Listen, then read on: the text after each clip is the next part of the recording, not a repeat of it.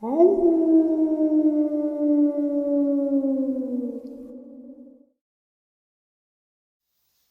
greetings and salutations, everyone. I hope everyone is doing well today, and welcome to today's upload. Before we jump into it, a couple quick links.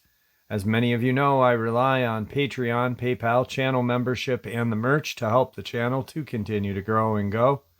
Links to Patreon, PayPal, channel membership is in the description below. Merch displayed directly under the video. Also, Dogman Frightening Encounters, Volume 1 through 3, the audiobook versions.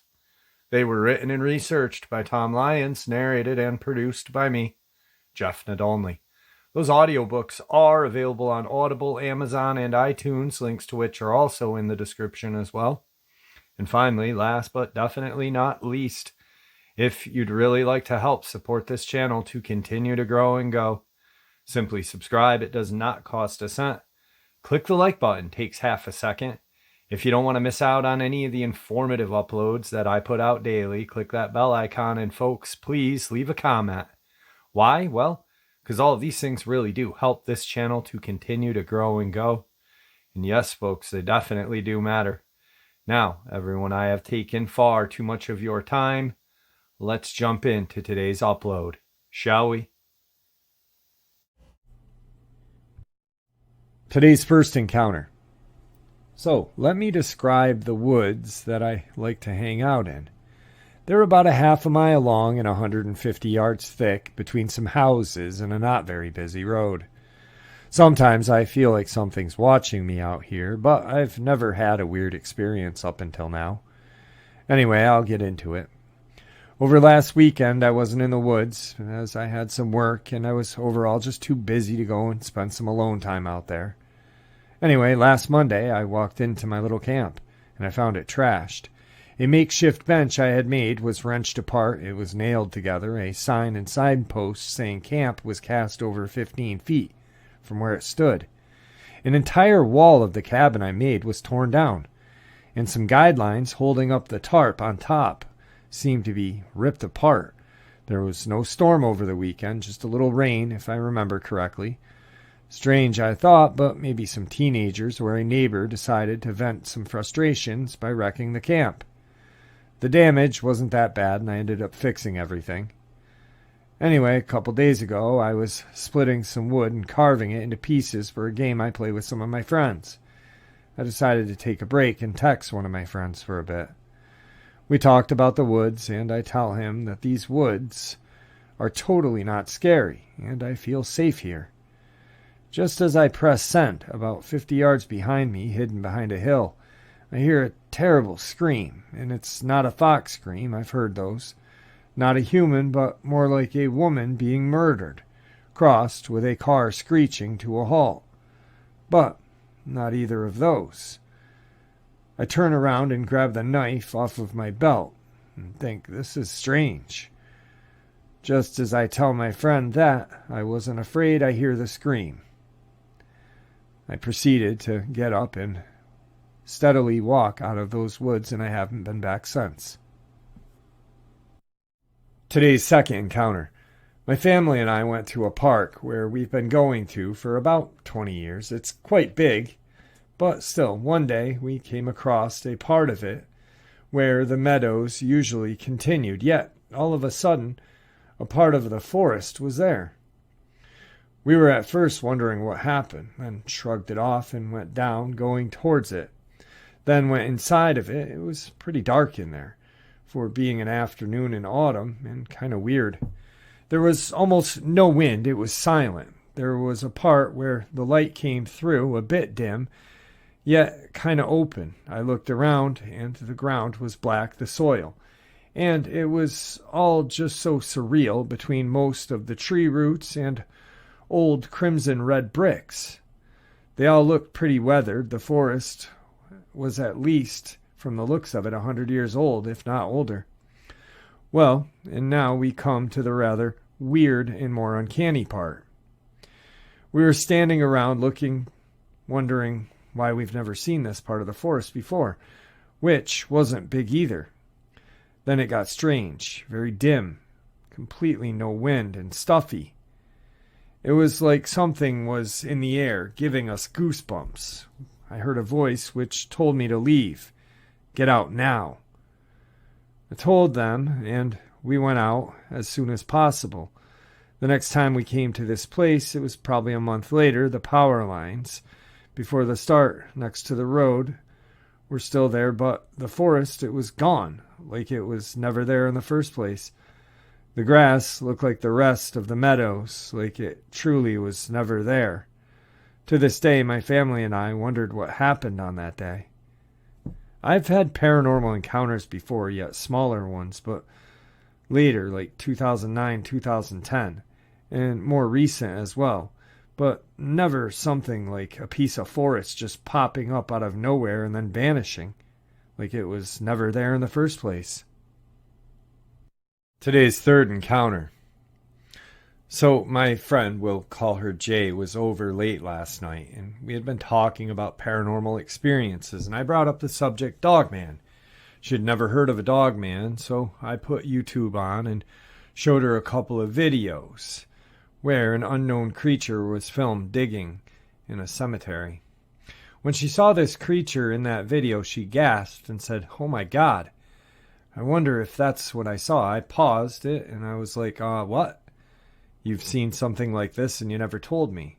She said she basically saw two of these things about 5 years ago on her property and never brought it up because who'd believe her? I asked her to tell me every detail, and I was careful to ask questions that did not lead her in any way. I'm familiar with what most witnesses see, and lo and behold, every answer she gave matched what others have seen. The location was Leonard, Michigan, a pretty rural area with lots of woods and wildlife. Her and her family have a few acres and raise chickens and ducks as a hobby. Her house is on a dirt road and is surrounded by a lot of wooded area. I will type out the conversation as accurately as I can, and will also have my friend proofread this before sharing. Jay. This was about 5 years ago when my dog was a young puppy. My sister and I took her to go outside. It was dusk, getting dark, but still plenty of light to see. The pup noticed something and started to slowly walk towards it. We looked to see what she was seeing, and to our shock, there were two huge dogs/wolves on the property about 100 feet away from where we were standing on the porch. Instinctively, I took a few steps forward and scooped up my puppy. My sister and I stared at them. They were on all fours, hunched over, eating something. They lifted their heads up to look at us, but seemed unbothered and went back to whatever they were eating. My first thought was I was curious, and I wanted to know what we were looking at, and I wanted to get a closer look. But that thought was quickly replaced by the realization that this is not safe, and I slowly walked backwards as well as my sister, and we went back inside. We locked the doors and windows and asked each other what the hell those things were. We watched them from the window. They eventually left in no apparent hurry. I've kind of put that experience out of my mind and almost forgot about it up until now. Me. Did you feel scared or threatened? Jay. Not necessarily because of their size and how wrong they looked. I felt they could be dangerous, but they never snarled or showed their teeth or did anything aggressive to scare us. Me. How was your puppy acting? Jay. She probably was too young to realize they could be dangerous. She seemed curious. Me. What did they look like, color, size? Jay. One was a dark color, maybe black. The other was a lighter color, like a light brown or tan. They were bigger than any dog we know exists, bigger than a mastiff even. If they were to be on their hind feet, they would definitely be much taller than you and I. Probably 7 feet or taller is my best guess. Me. What did their fur look like? Was it short or long? Jay. Looks at my pit. Definitely not short like your pit. Looks at my Icelandic sheepdog. Their fur was longer, like hers, like a wolf or a German shepherd. Me. Were there any spots on them where the fur was thicker or thinner? Jay. They had thicker fur around their necks, like a poofy small mane. Me. What did their ears look like? Jay. They were up and pointed like a wolf's. At this point, I'm totally freaking out at how accurately she is describing what others have seen. Me. Okay, so far, you could be just describing large wolves. But you said they looked wrong. So what about them made you think they were not wolves? Did they ever stand or walk on two legs? J. No, they were on all fours, but their anatomy wasn't right. While they were hunched over eating, their shoulders were much higher than their rear ends. They did not look like a normal dog or a wolf would look, bent forward. Like their front arms were way too long, much longer than their rear legs. And how they were eating was weird. They were almost using their front paws to help them tear apart whatever they were eating and bringing it closer to their mouths. Like they had hands? Me. Could you see if they had hands, or did they look like dog paws? J. Honestly, I couldn't tell. But what kind of dog or wolf uses paws to bring their food to their mouth? The way they moved it was like they really had hands, and that's what really freaked me out. Now I'm totally losing my crap, jumping up and down excited and saying, oh my God, they are real, I knew it. Me. Could you see any genitalia? Weird thing to ask, I know, but I'm curious. J. No, nothing obvious. Me. What did their hind legs look like? Were they straight like a person's, or did they have a backwards bend like a dog? Like a dog's. J. Me. What did their tails look like? J.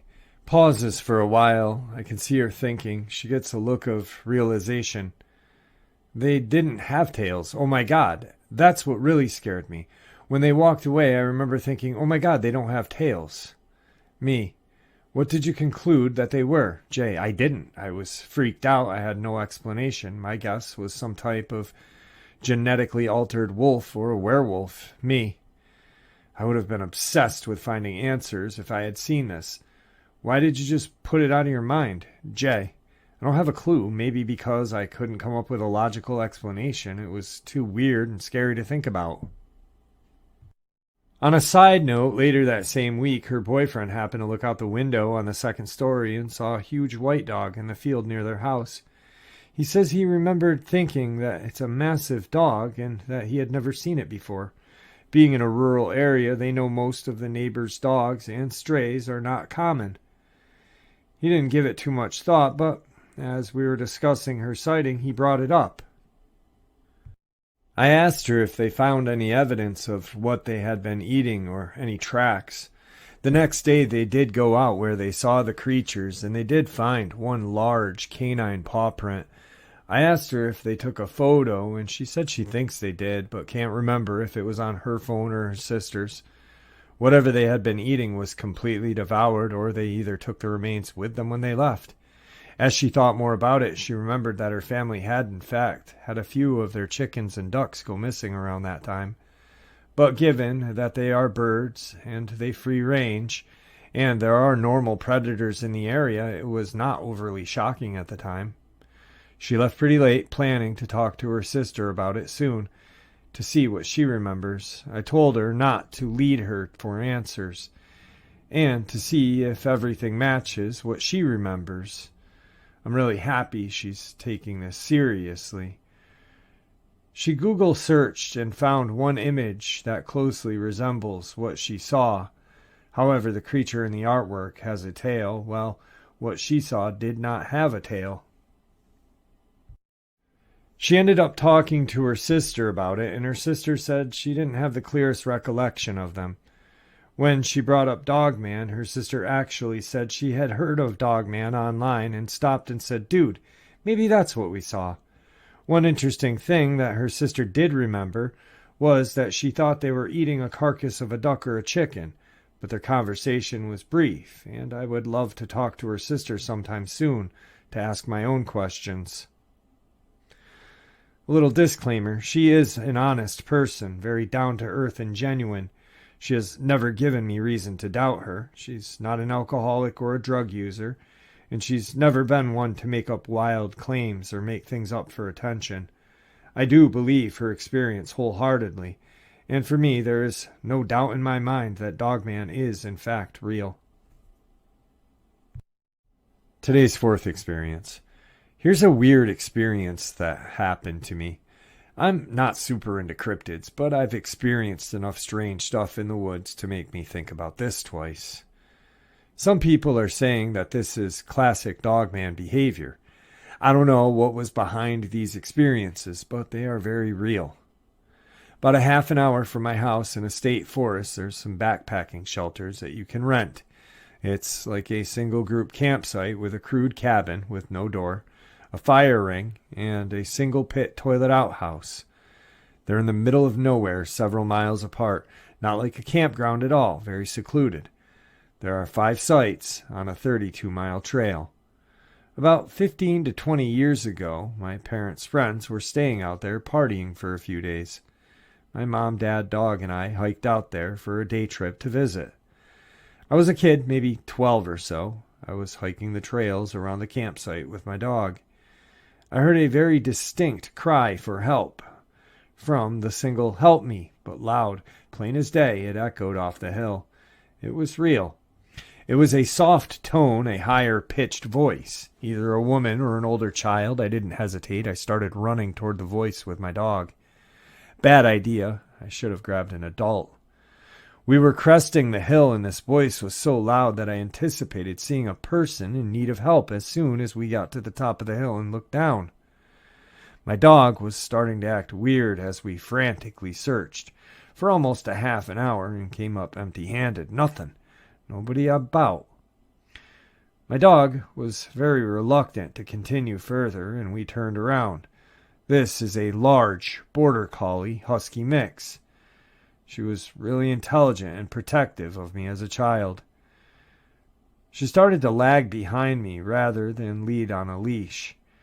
I was starting to have to coax her forward a little by tugging the lead.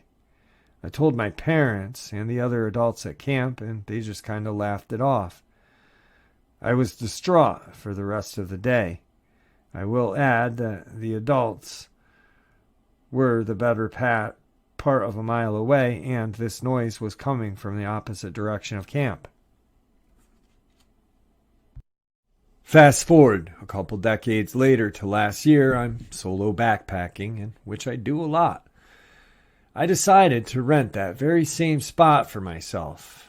It was the halfway destination and a place to sleep on a 15-mile round trip. Things were going well. I made camp, fired up the single-burner stove. It was dark, almost time for bed. I'm enjoying my delicious sodium-laden ramen noodle, when all of a sudden an uneasy feeling abruptly comes over me. A feeling I've never really had before, and I cannot fully describe.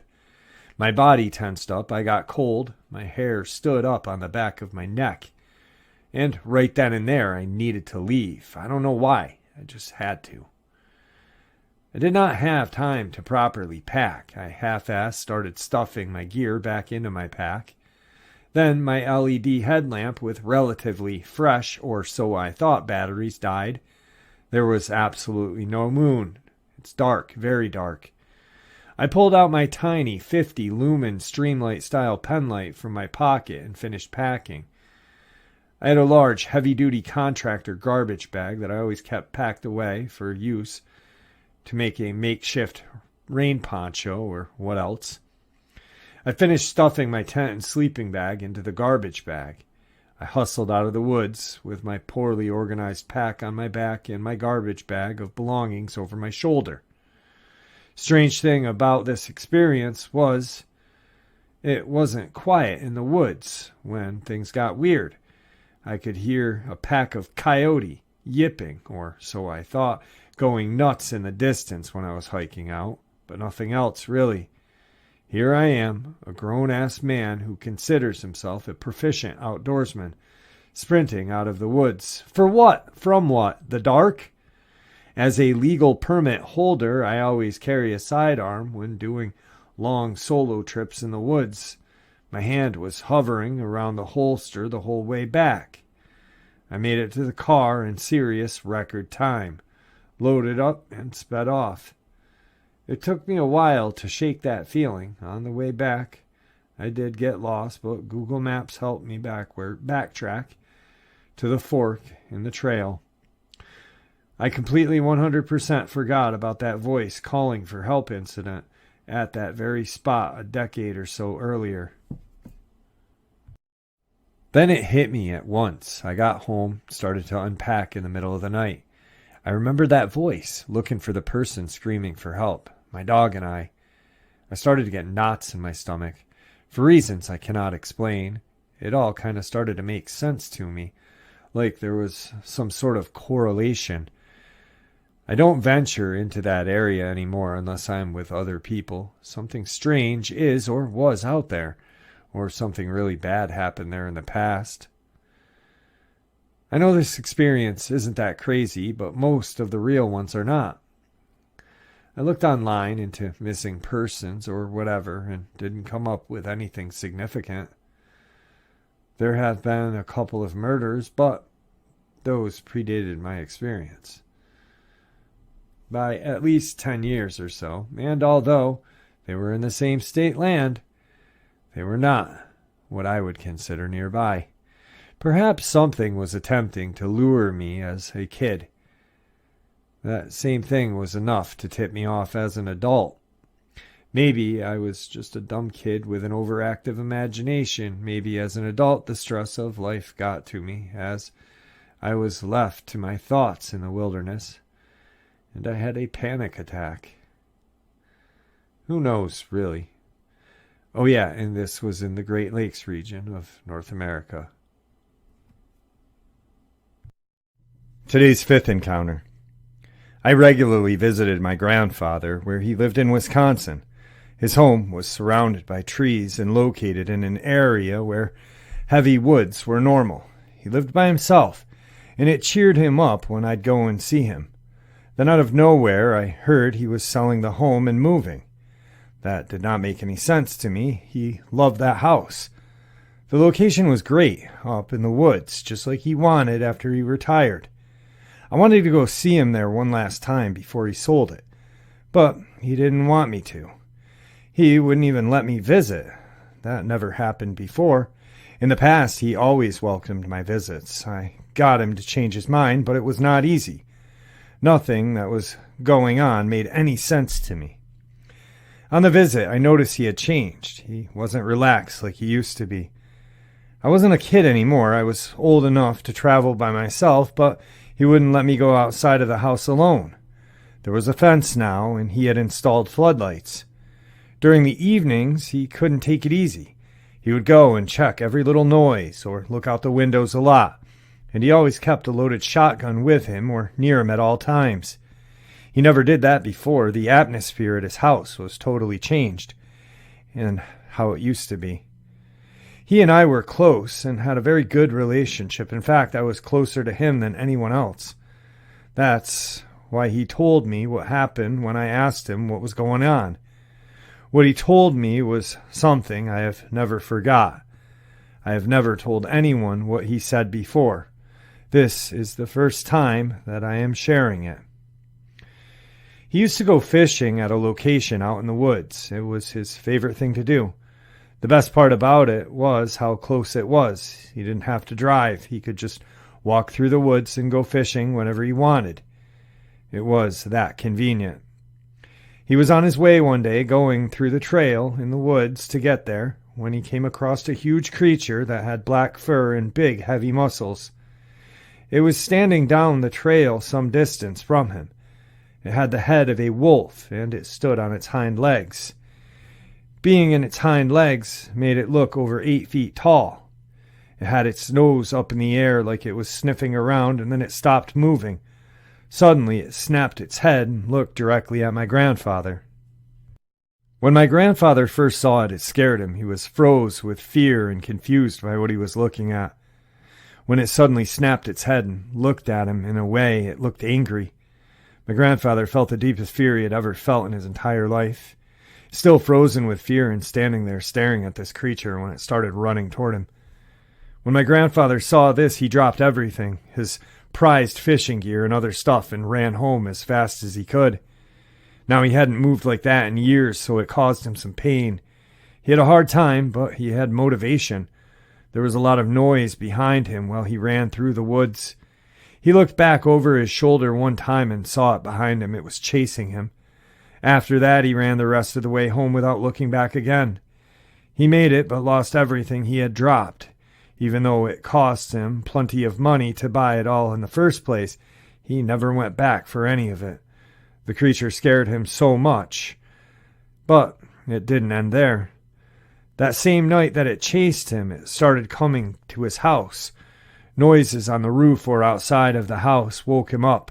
Sometimes he'd see a huge shape moving around outside in the dark. It was in the dark, but he knew what it was. Getting the floodlights made a big difference, but he knew it still come by. He stopped hearing the noises on the roof and didn't see it come close to the house. But there were noises like things hitting the house, like they were being thrown. And he'd see it watching him from the trees at night sometimes. If there were noises, he would look out one of the windows and find eye shine showing up more or less in the same area of trees each time on the property. The eyes were always at a point high above the ground. I didn't see the eyes during my visit, but I never forgot how upset my grandfather looked and sounded when he told me what had happened. He shook the whole time he was telling me and had to stop talking about it sometimes. He couldn't tell me all of it in one go. It scared him so much that he needed to take breaks while telling me. It was like it was happening to him that day. After that day he first saw it, my grandfather never went fishing again. He also stayed out of the woods as best as he could.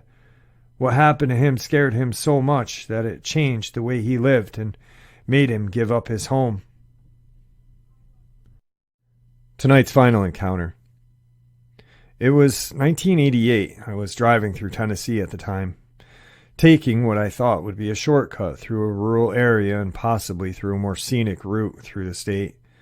Unfortunately, along the way, a rear tire on the left side of my car blew out while I was basically in the middle of nowhere.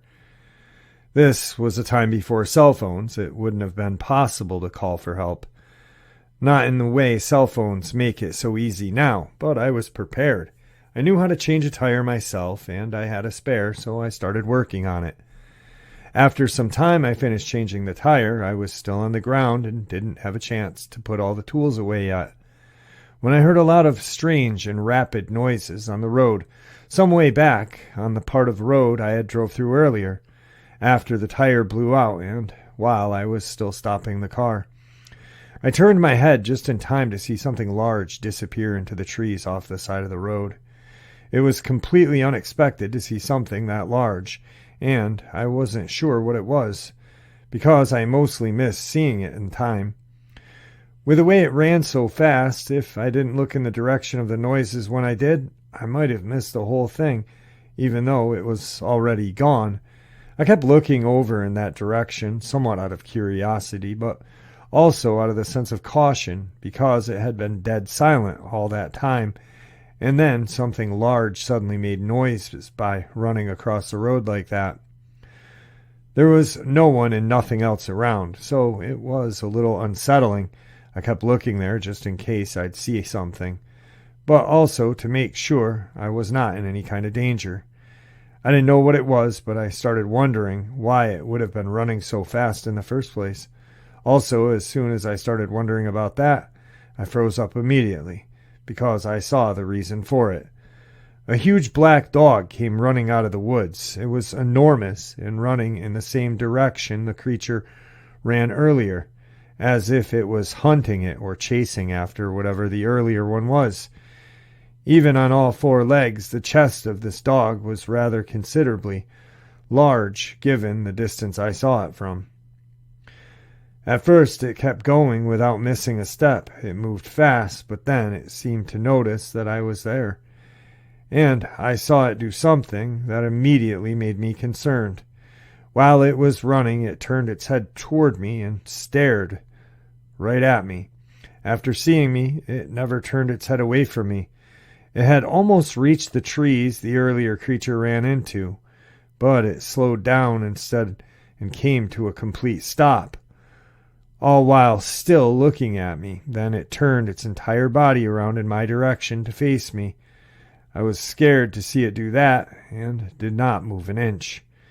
It stayed where it was, staring at me, and I kept looking back at it, still not moving a muscle.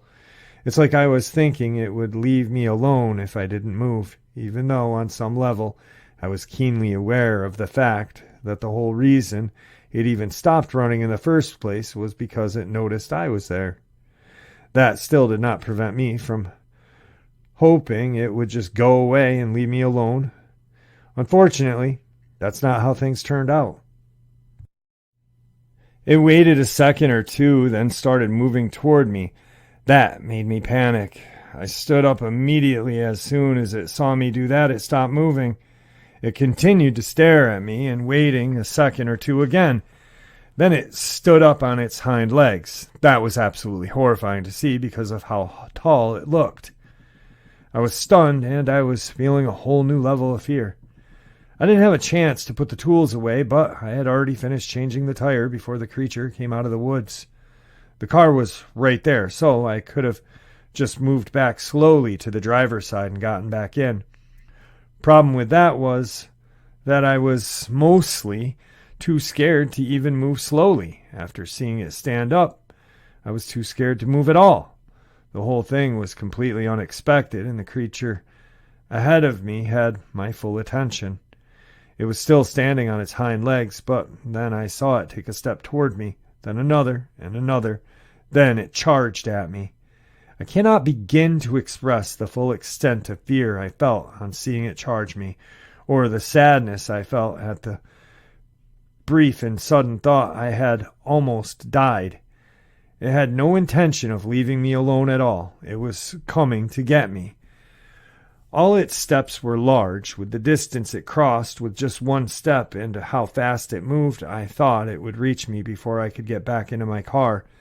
But that was the only thing I could try doing if I wanted to survive. I didn't have any weapons or any way to defend myself against it. I had a passing thought where it occurred to me to grab one of the tools I had used to change the tire, but I didn't think any of those tools would help me much or be of any use at all against this creature. I also knew I didn't have time to put the tools away, and I had to abandon them on the side of the road while I scrambled to get back onto the driver's side. It was the worst thing that was happening. This creature was closing the gap between itself and me very quickly. It was moving so fast, I ran, rushing to get to the car. I opened the door and got in, started the car, and drove off as fast as I could. I looked for the creature to see where it was and realized it was running right beside my car, along the left side rear, and almost in a blind spot. I was still accelerating and gaining speed, but it was able to run alongside the car. It was still running on two legs all that time, and it was towering over my car as it did so. It was extremely tall and looked very formidable. I thought it was an enormous dog earlier, but when it was that close, I could see that only its head and lower body made it look like a dog. It looked like its upper body was more like a human's, but very brawny and heavily muscled. Its upper body was also bigger than a human's would be, with longer arms. It ran up to my window, but then it moved several feet away. That made it possible for me to see its face. If it was running right outside of my door, I would have had to shift in my seat and strain to look up at its face, but I was able to see its face because it moved away like that and looked at me while it was running. I looked up at its face, but I wish I had not done that because it was looking right at me, and I ended up looking right into its eyes. All of its fangs, teeth were bared. Its face was furious, but the worst part was its eyes. There was so much fury in them. It was absolutely horrifying to look at those eyes. I had the clear and unmistakable understanding that it had no intention whatsoever of letting me escape. If anything had happened differently earlier, not being able to change the tire in time, not getting in the car in time, not knowing how to change a tire in the first place, not having a spare, or any similar such a thing, would have caused a delay, or that would have caused me to be stuck back there on the road. then it would have caught me and killed me already. That's what I saw, what I knew to be true when I looked into those eyes. It ran alongside the car the entire time I was accelerating. My only hope was to speed up enough. I crossed 40, then 50, then 60 miles an hour and kept going, but it showed no signs of slowing down. I kept accelerating the whole time and would look back and forth from the road to make sure that I was staying on the road and also see if it was slowing down at all, but it wasn't. It kept running alongside the car. Almost every time I looked at it, I would either see it already looking at me, or I would see it turn to look at me with its fangs and teeth on display, and with those eyes just filled with fury. Things continued this way, but then it unexpectedly turned and ran off into the trees on the side of the road, closer to where it was. I don't know why, but I looked ahead of me again and saw that some vehicles were now visible and approaching from the distance on the opposite side of the road. I didn't know if it was related to the other people being there and approaching, even if they were in their vehicles, or if it was because the trees it ran off into were the last ones visible close to the road for a while. Since I first saw that creature, and up until that point it ran off, I had been driving through an area with trees close on both sides of the road, but now I was about to drive into a part of the road where the lines of trees on both directions moved further out and away from the road, regardless of what the actual reason was. That was the last I saw of this creature. I've had many years since then to reflect on what happened that day. In the beginning, it wasn't possible to even think about it without becoming overwhelmed with terror at the mere memory of it. I needed a lot of time to come to terms with that experience. That still hasn't happened fully, but after enough time passed, I did start finding it possible to think about what happened to me in some depth and with some degree of control over the terror I would feel every time I thought about this creature. When it stood up on its hind legs back at that time, the creature was the scariest thing in the world, especially at that moment that I saw it taking steps towards me. If I had hesitated or delayed getting back into the car, I think I wouldn't have had a chance of getting away from it and getting back into my car in time. If I had fumbled the keys when I was inside of the car, or if the car didn't start for any reason, then considering how strong it looked, it could have probably torn the door right off the car and pulled me out. I've thought about this a lot regarding why it would have got up on its hind legs. It's true that it was originally running on 4, but then it went out of its way to stand up on 2 when it came after me, and it stayed on 2 for the rest of the time it was chasing me. It seems that it could have just come after me on all 4 instead of taking the time to stand up and then charging at me on 2. It was without a doubt a predator, and maybe it stood up to appear even more intimidating, especially after it saw me stand up. When I was on the ground by my car, and it was still on 4 legs, it looked like it would have been taller than me. My standing up may have appeared to change that, and it may have thought I was showing hostility or challenging it. It then showed itself to be much taller than me in reality by standing up. In fact, it looked like it would have been several feet taller than anyone I've ever met. I say this even taking into account the fact that things look smaller when further away, so it had to be considerably tall to stand up as high as it did, even at that distance that I saw it from. I also think that that creature may have been familiar with people to some extent. It might have known exactly what kind of effect it would have on me if I saw it stand up first, before it proceeded to come after me on 2. It was scary enough seeing this huge dog, but it was horrifying to see it stand up and start charging me on its hind legs, with it being enough to tower over me, and with it looking as formidable as it did.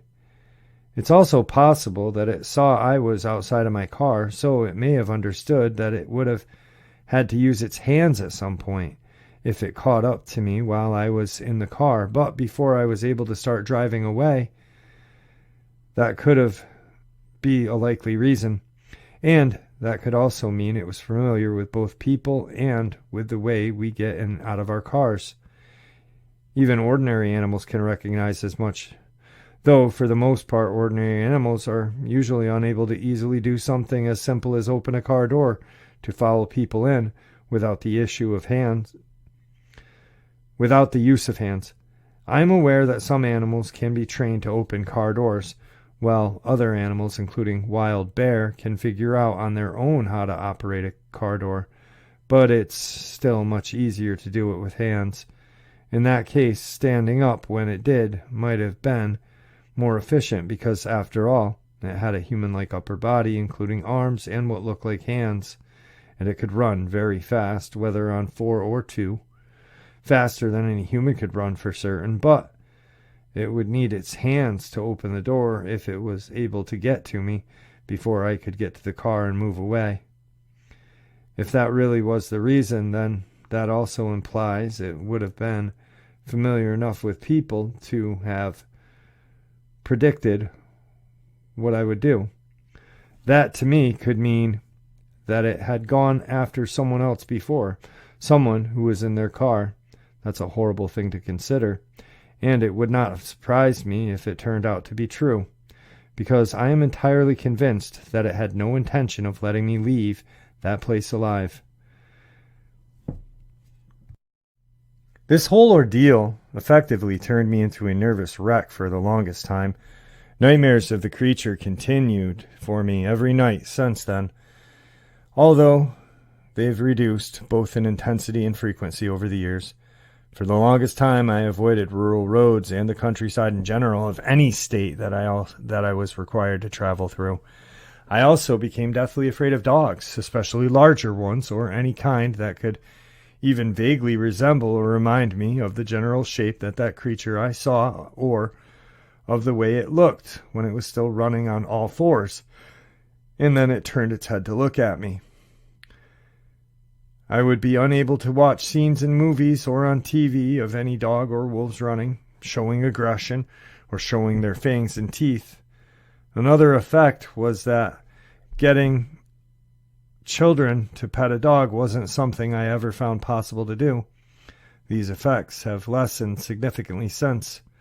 But even today I avoid dogs as much as possible. I'll even keep a distance from people who are out walking dogs. I try in general to avoid being physically close to dogs as much as I can, without exception. I won't look into the eyes of any dog. I've never had any idea that an enormous dog-like creature could exist. The one I saw ended up making that become the most horrific and traumatic experience of my life. It was one thing to see it stand up and start charging me, but that wasn't the worst part. The worst part was looking at its face and then looking into its eyes closer up and knowing how close I had come to being killed. When I looked into those eyes, I knew in that moment with absolute certainty that it had no intention whatsoever of letting me leave alive. And there you have it, folks. I do hope you all enjoyed today's upload as much as I enjoyed sharing it with you, and I'd like to thank you all for supporting this channel.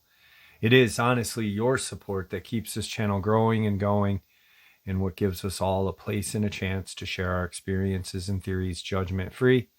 Everyone is simply treated with the respect that we all deserve, and I appreciate it. Thank you. Please stay safe, happy, healthy, and ever vigilant, keeping an eye on our children, pets, family, and friends. These creatures are real. They are out there and dangerous. Share this information with those you love and care about, and it may just help save their lives someday. Until next time, never stop asking questions, never stop searching for the truth, and God bless you all.